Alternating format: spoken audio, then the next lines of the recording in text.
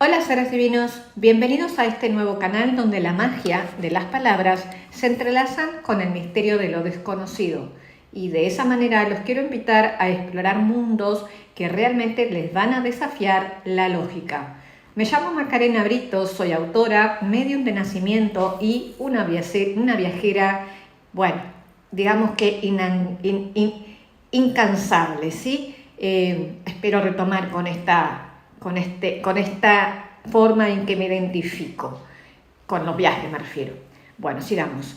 Estoy muy emocionada de embarcarme con ustedes junto con esta hermosa aventura de este nuevo canal y además dejarles dicho que este es el único lugar en donde tú puedes encontrar la realidad o más bien la verdad entre lo que sucede en el más allá o en el mundo espiritual y cómo repercute en el más acá, o sea, en el mundo terrenal. ¿Por qué? Porque lo vas a hacer desde la mano, como dije antes, de una medium de nacimiento y con muchísimos años de experiencia.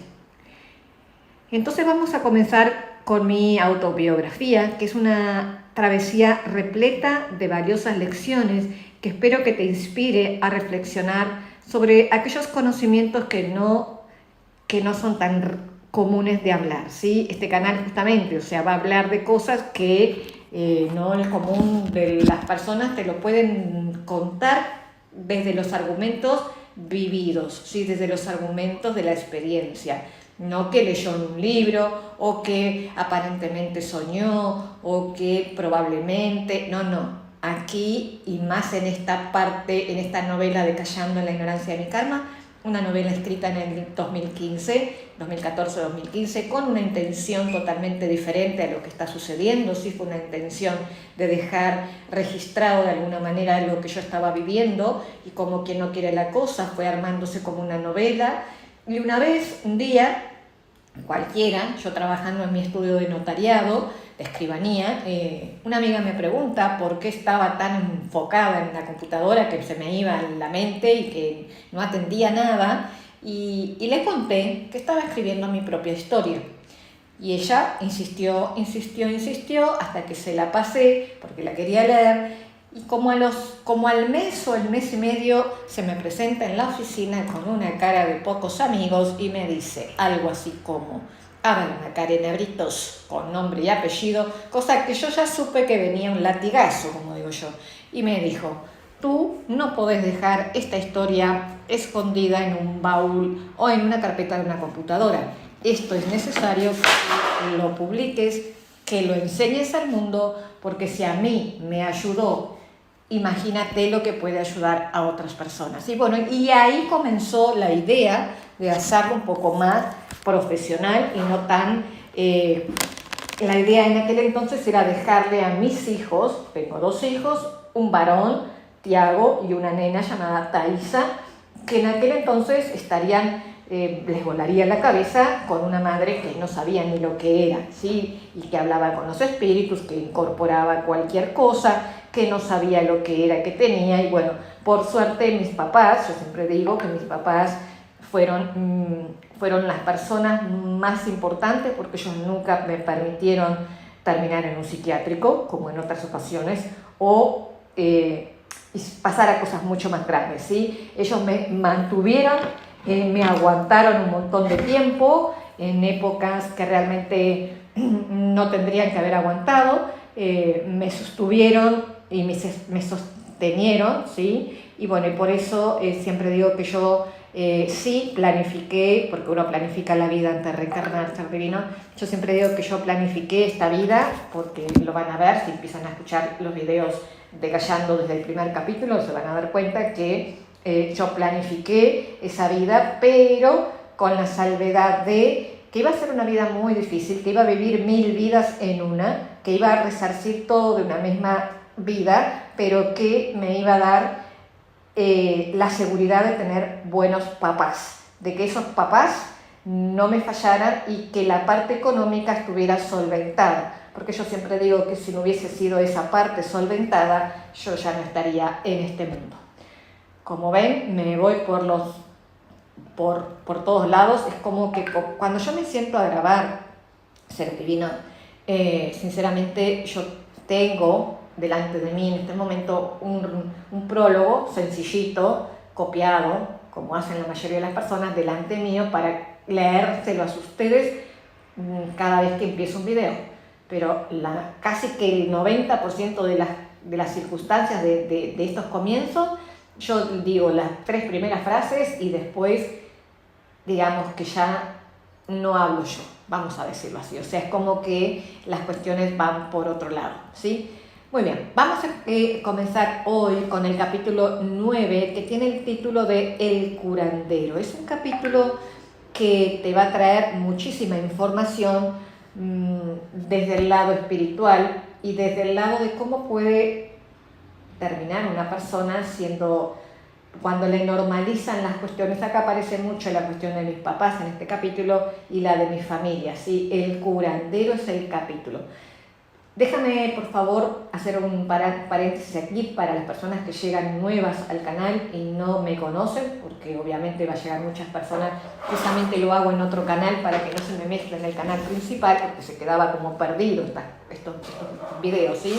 De aquí yo tengo la fe y la esperanza, y como vidente sé qué va a pasar. Va a llegar muchas personas, muchas millones, y van a ver estos libros. Entonces déjame decir, estos audiolibros, ¿sí? Déjame decirles que darles la bienvenida, no se asusten, son historias que parecen sacadas de ficción, pero no lo son. Tómate el tiempo de escucharlas, vuelve a escucharlas y sigue la historia, porque cuestiones que probablemente en el capítulo 2 o 3, por ejemplo, la historia de Ramiro, de mi primo, esa historia va a repercutir en los capítulos más adelante. Entonces, no es solamente capítulo por capítulo, o sea, cada capítulo se puede escuchar de forma independiente, porque es como que yo lo hice como en bloques, sí, como en bloques, sin darme cuenta.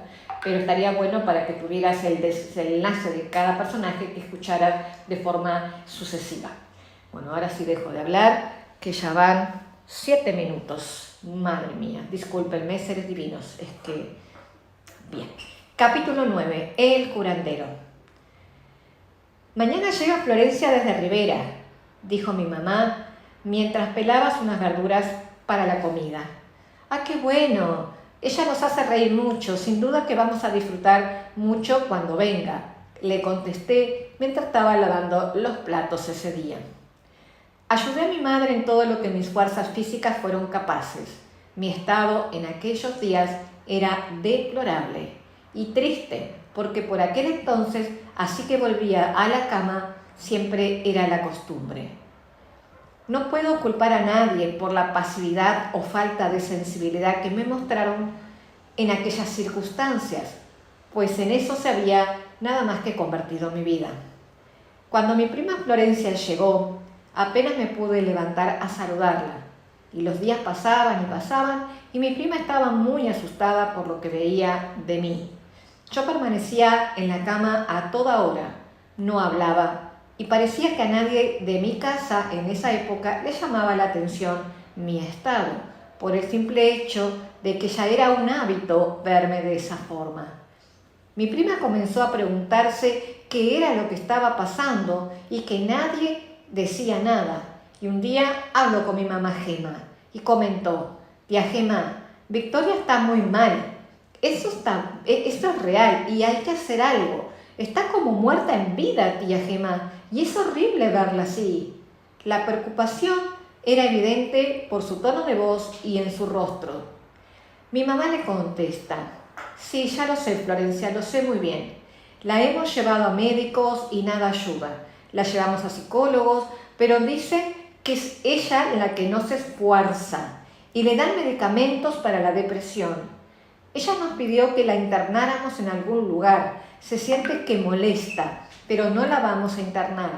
Eso creo que sería un poco vergonzoso, muy bochornoso para la familia. Ay, tía, no sé, debemos sacarla de ese estado. Ni mira a las personas cuando hablan. Parece que está en otro lado, en otra dimensión. ¿Qué sé yo? Esa mujer está mal, insistió mi prima Florencia. Luego de una larga pausa, volvió a replicar con mi mamá Gema: yo realmente había pensado que era una vaga, inestable, pero ahora me estoy dando cuenta que tiene algo raro en ella. Ese es el comentario que hay en la ciudad de Rivera y en la familia, tía Gema, pero ahora creo que estamos todos equivocados, afirmó mi prima con un sentimiento de culpa que parecía que la agobiaba. Durante su visita, Florencia salió con mi mamá a pagar unas facturas de luz y de teléfono. Como mujer muy típica de la ciudad de Rivera, frontera con el Brasil, se vestía con sus atuendos muy coloridos, producto de esa influencia brasileña. Tenía pantalones rojos combinados con un chal de color naranja encendido, contrastando con la formalidad del negro y el marrón en extremo sobrio de la capital de Uruguay. En el local de cobranzas, Florencia permaneció afuera al notar que todos la miraban sin que ella reconociera de por qué lo hacían. Se paró en el exterior y vio salir en ese momento una señora de una edad avanzada, que se quejaba en voz alta de lo caro de los impuestos y demás cosas que se debía pagar al gobierno. Mi prima, para nada sonsa, le dijo: «Bueno, ustedes votaron, ahora aguanten». ¡Wow! Esa señora la miró y le dijo: «Wow, sin duda no sos de Montevideo, no vivís acá, ¿no?», le preguntó, entre risas por su comentario. «Pues no, ¿cómo se dio cuenta?», preguntó mi prima, asombrada. «Por nada. ¿Cómo te llamas?». «Yo me llamo Luna, un gusto», replicó la anciana con tono pícaro en la mirada al notar la alegría no solo externa de mi prima, sino la interna, con su risa alegre y su conversación tan amena. Y comenzaron, como quien no quiere la cosa, a una larga charla, en la cual Florencia le comentó que estaba visitando a su familia y le preocupaba mucho su prima, que se encontraba en la cama hacía mucho tiempo, y para colmo de males, los médicos no tenían respuesta a pesar de que la veían muy mal. Esta señora llamada Luna le contesta: «¿Pero qué cosa?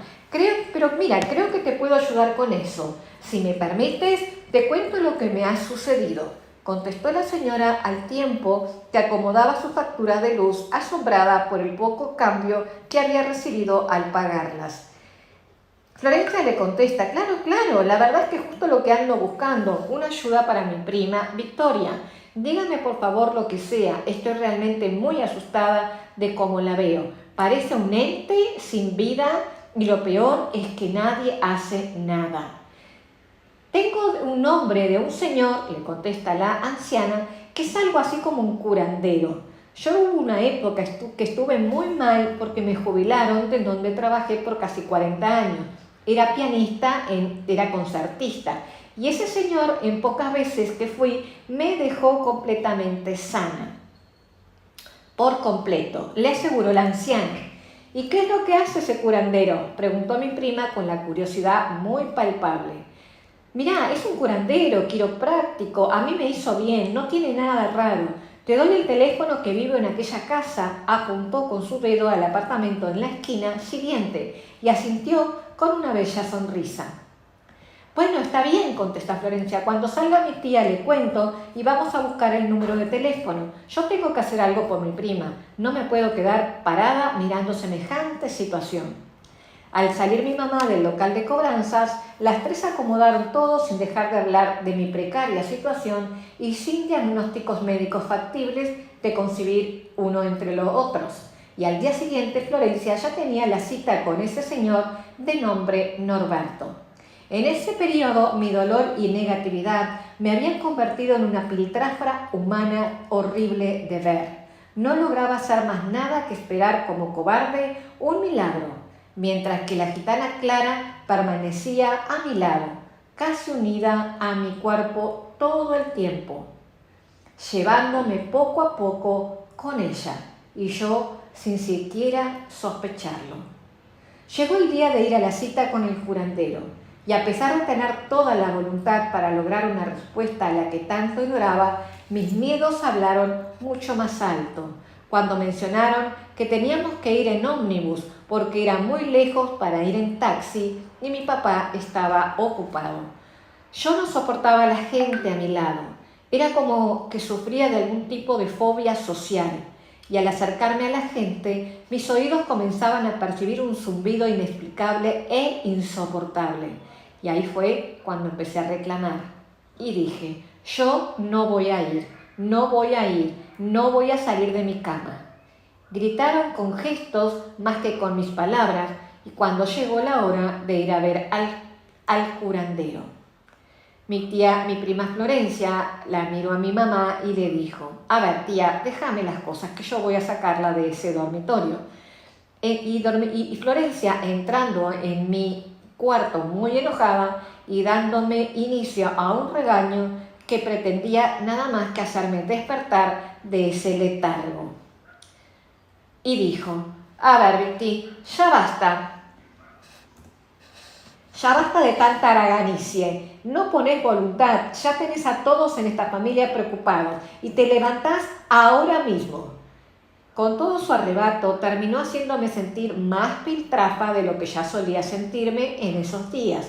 Al ver que sus palabras no lograban causar ningún efecto en mí y tampoco cumplía su objetivo de despertarme de esa mirada perdida que tenía hacia el infinito, se acercó en un momento descargando su furia y me dio un fuerte y sonoro cachetazo en la cara, con lo cual abrí los ojos y reaccioné. Luego comenzó a sacudirme desde los hombros, intentando como reanimarme. Yo no lograba decidir nada y ante tanta pasividad mía, ella tuvo que asumir el control y comenzó a colocarme los zapatos que me los había vuelto a sacar al saber que no íbamos a ir en un taxi. Luego de lograr sacarme de ese lugar en el que yo vivía como escondida, sin tener más esperanzas que nada, partí junto a mi madre, mi hija Luz y mi prima Florencia en búsqueda de nuevas respuestas. Al finalizar el recorrido no pude bajar del auto por mí misma y fui llevada en brazos por mi prima y por mi mamá, mientras mi hija Luz pagaba el taxi. Entraron conmigo a rastras, cada una a mi costado para poder impulsarme. Mis piernas iban en el aire y yo no podía abrir los ojos, ni decía palabras. El lugar quedaba en un barrio de la ciudad de Montevideo, donde las calles eran de tierra y con casas muy humildes y precarias. Llamaron al portón de madera y salió una señora de aspecto agradable que nos hizo pasar a un salón donde se hallaba el curandero, también conocido como el señor Norberto. El señor era corpulento, morocho claro, cabellos abundantes, acaracolados y muy negros, y con una actitud que irradiaba mucha paz. Caminaba sin apuros y hablaba muy manso. En la sala donde trabajaba no había nada de estatuas de santos o rituales extraños, pero cuando me miró, le pidió que me dejaran en un sillón sentada y le preguntó a mi mamá lo siguiente: ¿qué tiene su hija, señora? Mi madre se acomodó en el sillón para comenzar un resumen de toda mi existencia desde la edad de 13 años. Y comenzó diciendo: mire, si yo lo supiera no estaría acá. No sabemos a dónde más llevarla y no queremos internarla en un psiquiátrico. Está así desde que hace muchos años y todo comenzó a la edad de 13 años, cuando se desmayaba de la nada o cuando le daba algunos ataques de epilepsia. Hubo tiempos que solo le sucedía pocas veces al año, pero actualmente le sucede a diario y es como que se está muriendo. Muy bien, le dijo el señor, sin tomarle una sola vez una actitud de preocupación frente a lo que estaba viendo. Luego me pidió que me levantara, pero no pude complacerlo en su solicitud, por lo que tomó mis manos y me ayudó a ponerme en pie. Entonces comenzó a mirarme muy profundo, más allá de la vista, como si escarbara mis propias pupilas, como si se metiera en mi mente y ahondara en mi conciencia perdida. Enseguida fui cayendo al suelo de forma lenta, como si me quedara dormida sobre una alfombra muy colorida que cubría el piso y contrastaba con la blancura de mi piel por tantos años que tenía sin salir al sol. El señor se sentó cómodo en su sillón y me dejó en ese estado. Le dijo a mi mamá: tóquele las manos, señora. ¿Cómo está ella? Mi mamá le responde: se encuentra fría, helada. Sus manos están muy frías y estamos en pleno verano, fue la respuesta que le dio mi mamá después de sentirme con unos ojos muy asustados.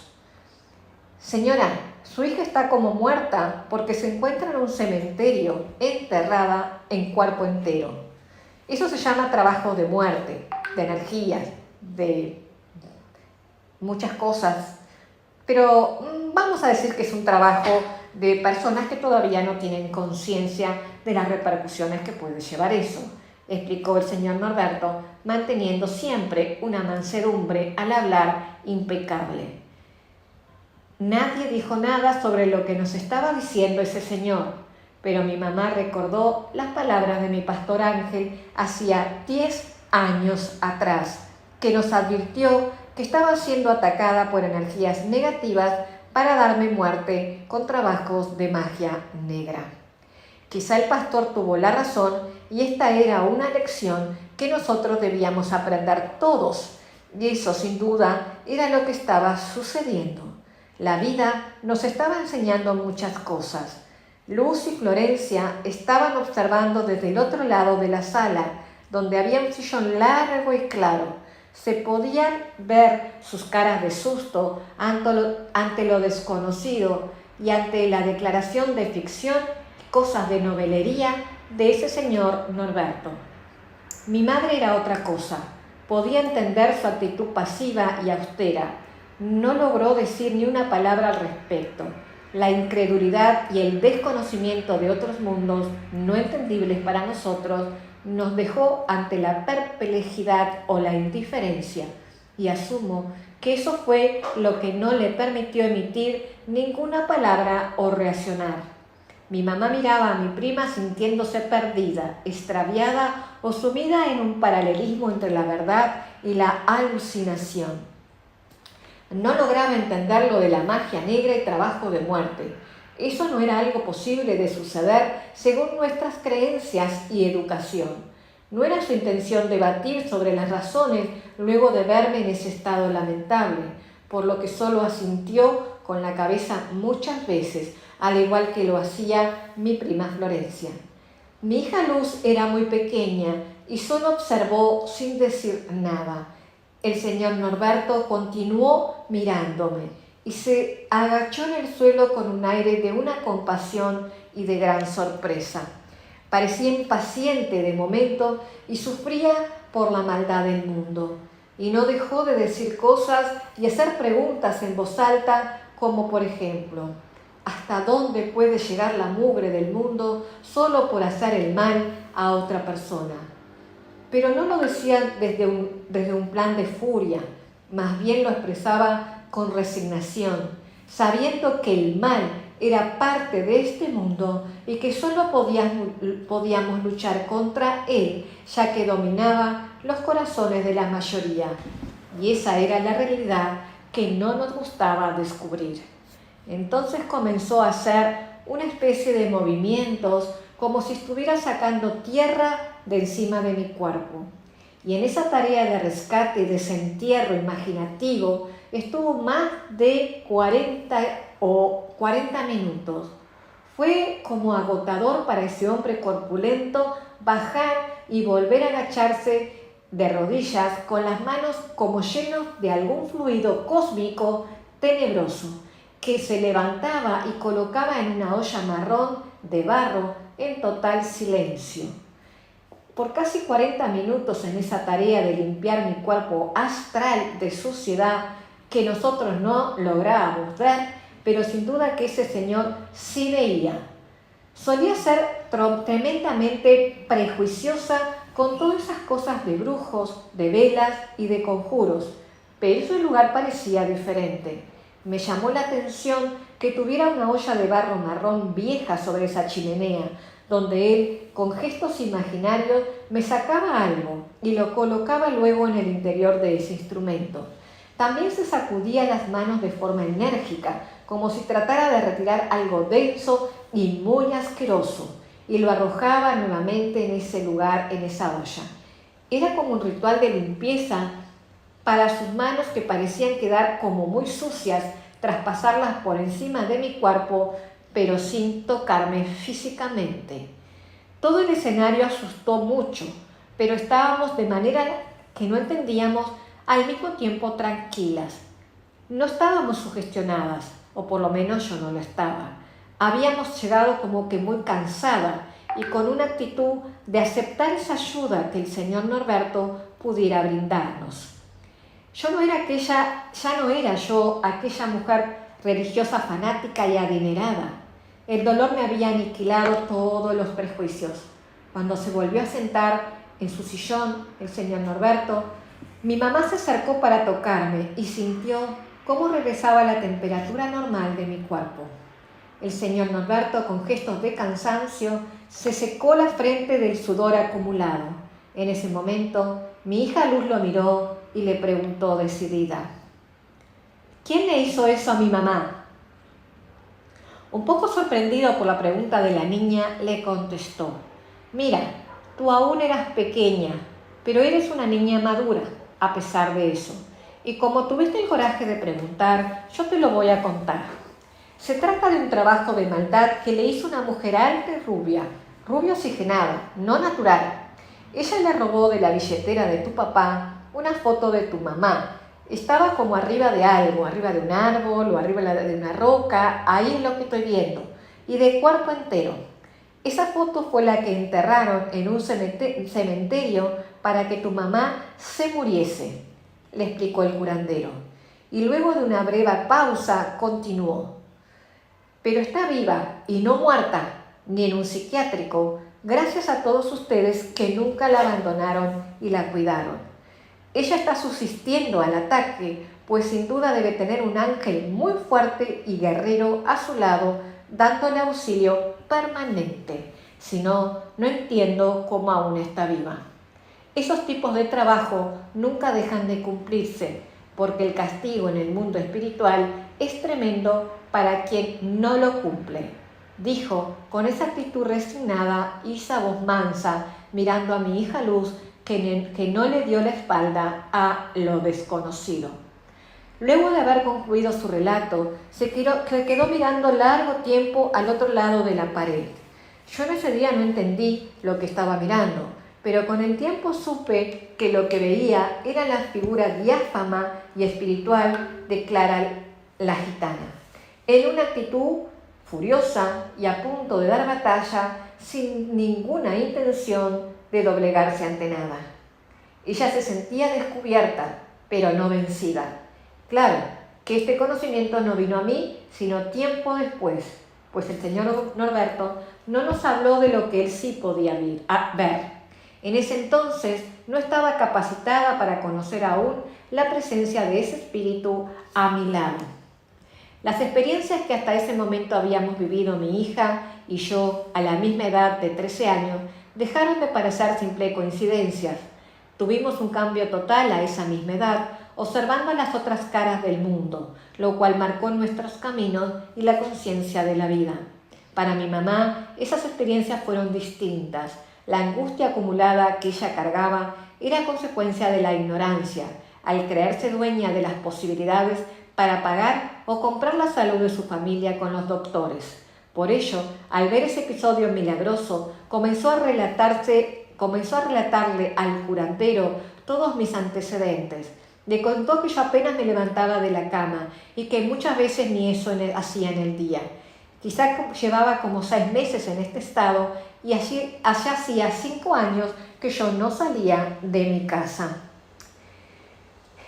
Y le dijo: señor Norberto, ella solo sale para lo más necesario y mientras camina por la calle lo hace mirando al piso y se tapa los oídos, explicó con detalle mi mamá, intentando de alguna forma encontrar alguna justificación ante lo que estaba sucediendo.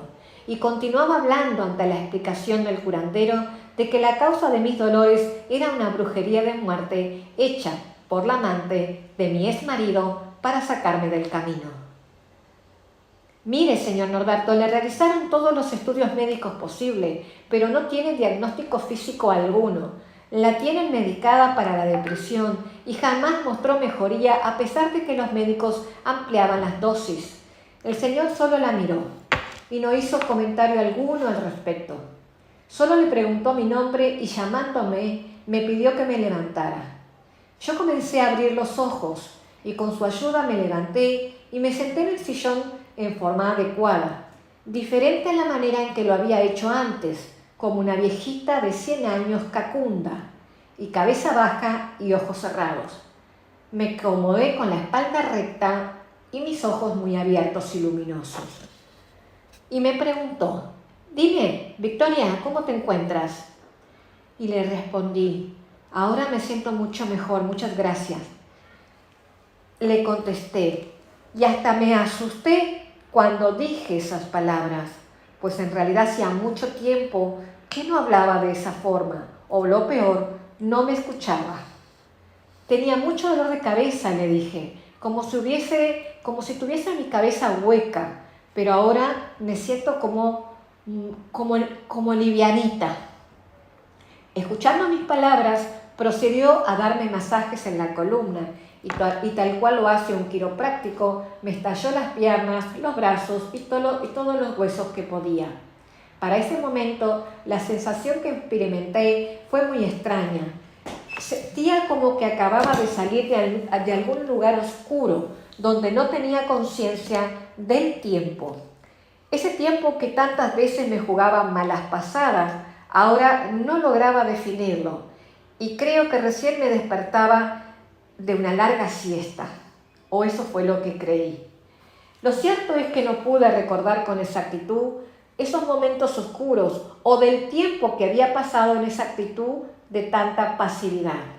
Florencia, con sus coloridas vestimentas, en ese momento miró a mi mamá Gema y le dijo: «Tía, todo esto es igual a lo que le sucedió a Ramiro cuando falleció la tía Marta y se lo quería llevar al otro mundo, el mundo de los muertos». Habló casi para sí misma, necesitaba como buscar respuestas a lo que estaba viendo.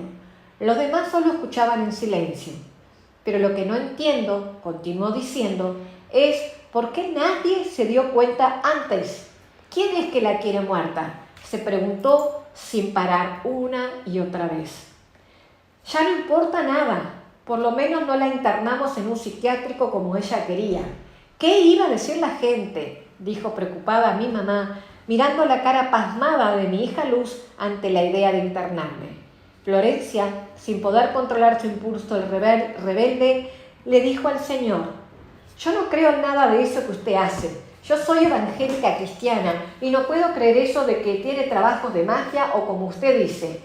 Y además que usted la puede curar. A ver, no sea ridículo. El que cura es Jesucristo, a través de los pastores o de un cura. Usted no está habilitado para curar», le dijo, con la arrogancia propia de personas con un esquema programado en la mente de los porqués de la vida.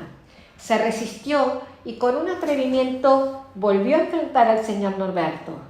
Igual, viéndome sentada con los ojos abiertos, que en nada parecía la mujer casi muerta que había llegado en brazos de ella y de mi mamá. Recibiendo esa confrontación, el señor Norberto se limitó a guardar silencio. Jamás se jactó de nada y culminó su tratamiento ajustando mis huesos fuera de lugar uno por uno. Cuando terminó con la terapia de mi cuerpo físico, se recostó en el sillón, prendiendo un cigarrillo y mirando con mucho aplomo a mi hija, a mi prima, y comenzó a decirle ciertas cosas de su pasado y otras de su futuro, sucesos de su vida que nadie sabía y mucho menos nosotras. Le dijo cómo había sido infeliz en su matrimonio con su esposo Mario, al cual describió con detalles y precisión. Le contó de sus mudanzas por todo el Uruguay y de los reiterados episodios de infidelidad que tuvo de su exmarido, mientras estuvieron juntos. Florencia, sorprendida y resignada, afirmó todo lo dicho por ese adivinador, pero él le dijo que no le interesaba que ella le creyera lo que él decía, porque iba a verlo con sus propios ojos. Y dijo: «Verá usted con sus propios ojos que regresarán en ómnibus. Yo sé que han pagado un taxi muy caro para llegar a mi casa, que es muy lejos». Y de igual manera confiaron. Florencia lo miraba en silencio, ya sin las ganas de seguir cuestionando su sabiduría. La disputa pacífica había terminado. Era evidente que tenía algo que nosotras no teníamos, una capacidad o un conocimiento sobre las cosas del más allá que nosotros ignorábamos por completo. Antes de partir, mi mamá le preguntó cuánto le debía la consulta y él le dijo que solo cobraba por la parte del trabajo de quiropraxia, lo demás no. Ella podía dejar lo que quisiera y así estaba bien. Al salir de allí, yo hablaba de manera natural. Me levanté sola y me fui caminando con mi prima, mi mamá y mi hija, que me miraban asombradas sin querer que yo misma me diera cuenta. Sin embargo, yo lo noté todo, pero no necesitaba explicaciones de nada, porque en realidad yo solo quería vivir. Caminamos como una cuadra y vimos venir el ómnibus 163 que iba direccionado a Pocitos.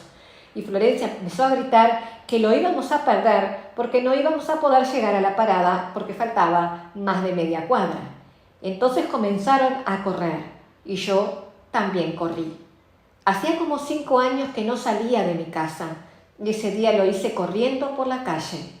Con toda la agitación sentí que había conseguido una victoria increíble al momento de alcanzar ese ómnibus.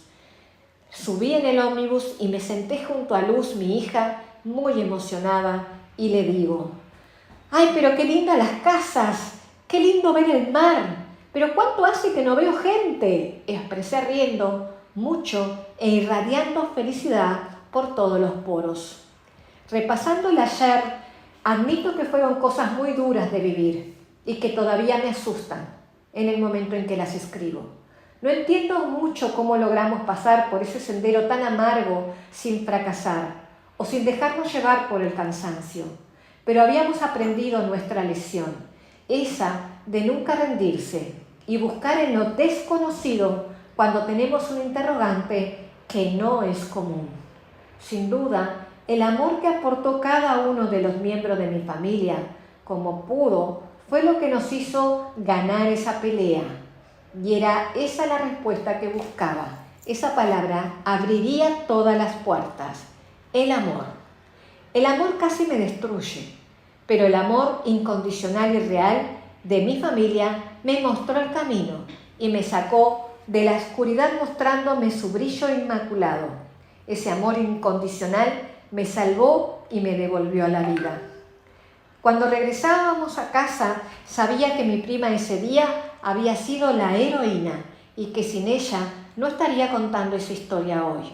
Por eso, al estar en la casa, ya le dije con una voz muy bajita: gracias, prima Florencia, porque a pesar de nuestra ignorancia, te atreviste a buscar y te atreviste a darle la cara a lo inexplorado, por encima de tu angustia y de creer que estabas en la casa del mismo diablo, según lo que te han enseñado en tu iglesia.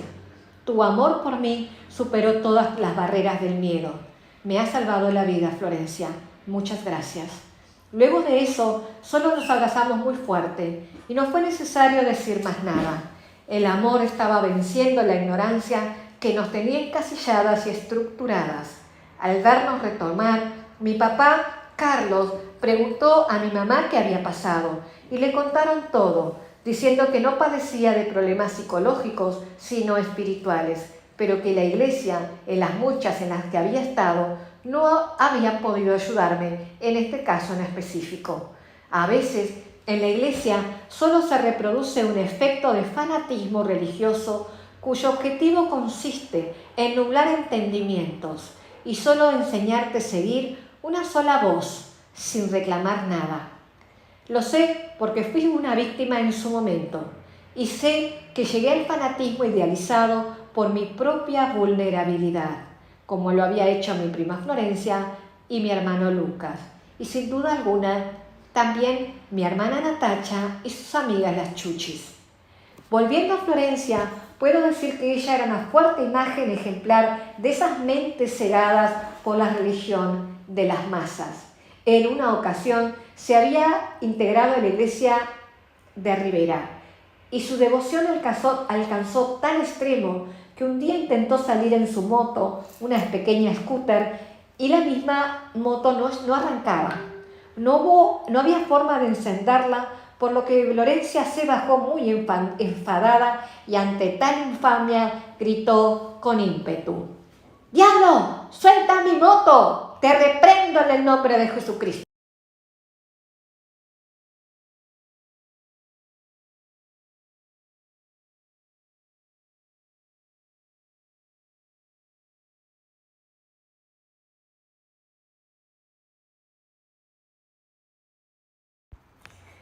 te reprendo, suelta mi moto, diablo desgraciado.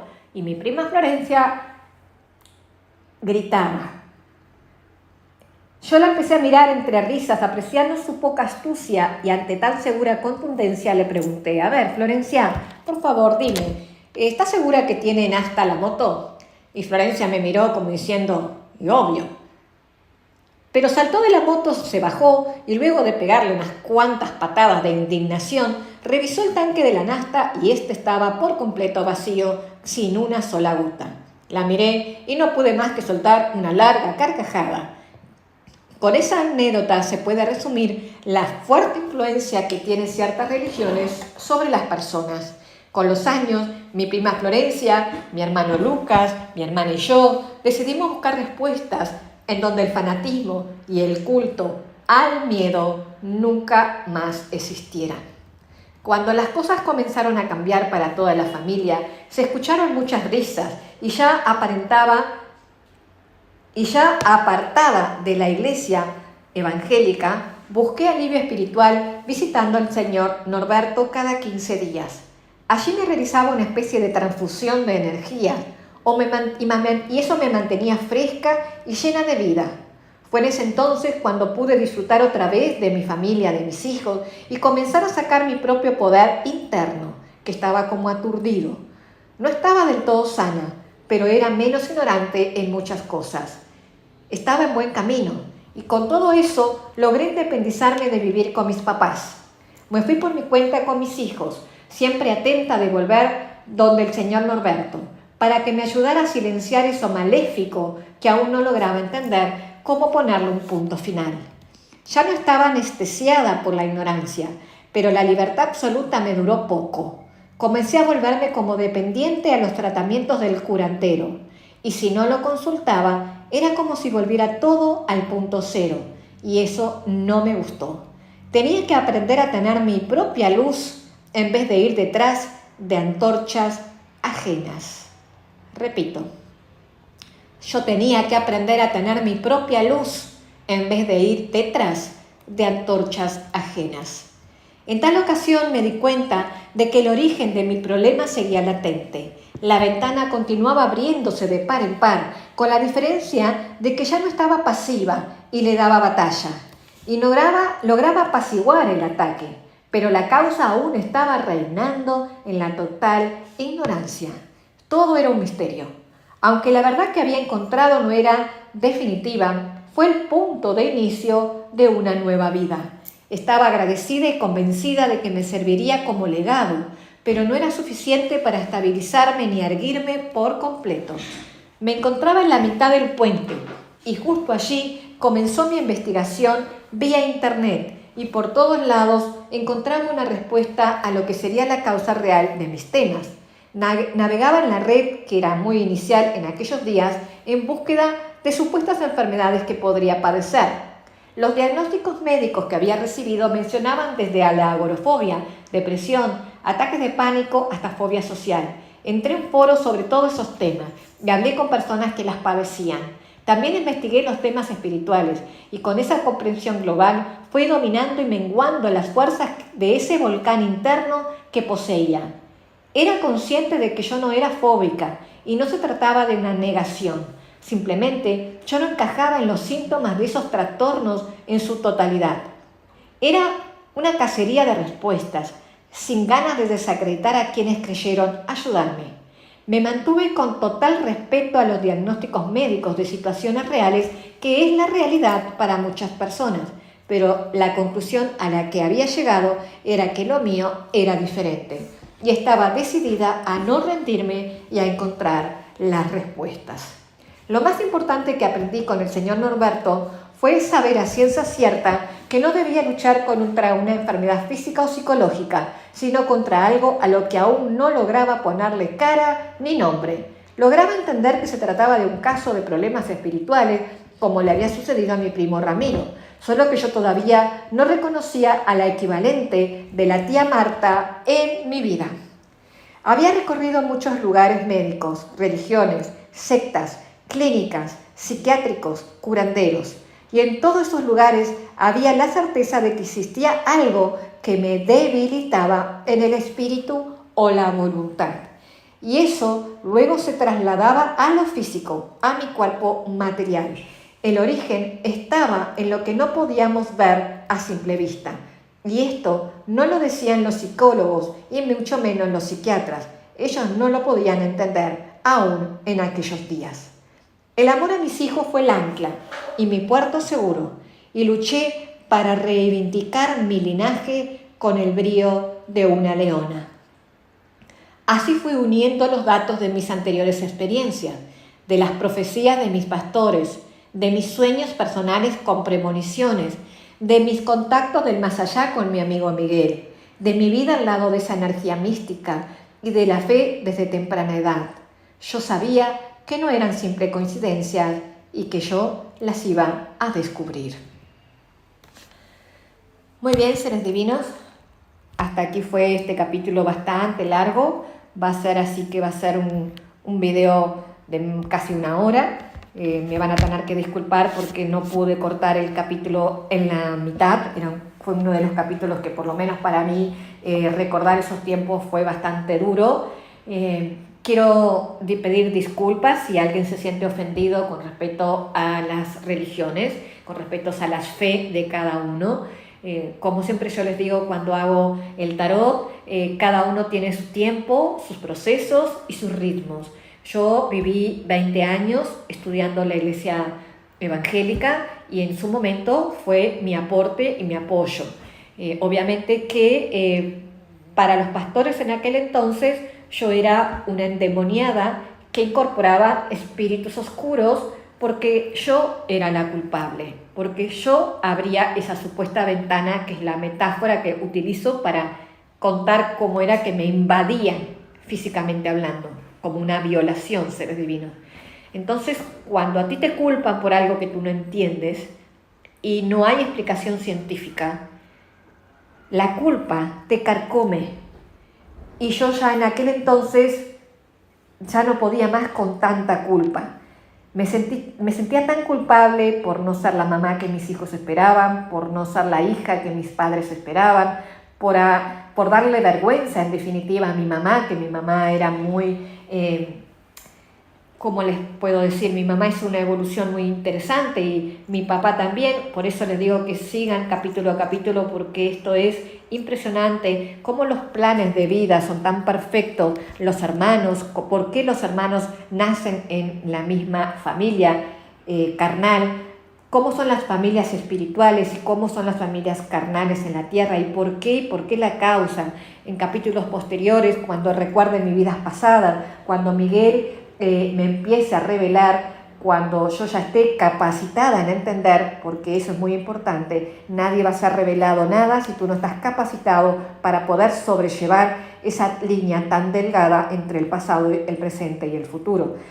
Porque si no, simplemente ahí sí no lo vas a poder aguantar, ¿sí? Porque imagínate que si tú ya te es difícil con aguantar tu propia realidad de esta vida, imagínate si entiendes o te ves en otras realidades de otros pasados en la que tú probablemente no hayas sido ninguna carmelita descalza, ni ninguna persona que supuestamente imaginamos que somos buenitas, hechas haciendo lo correcto, y etcétera. Porque generalmente las personas que estamos reencarnadas en tierra física, terrenal, en esta dimensión tercera, estamos resarciendo, estamos aprendiendo.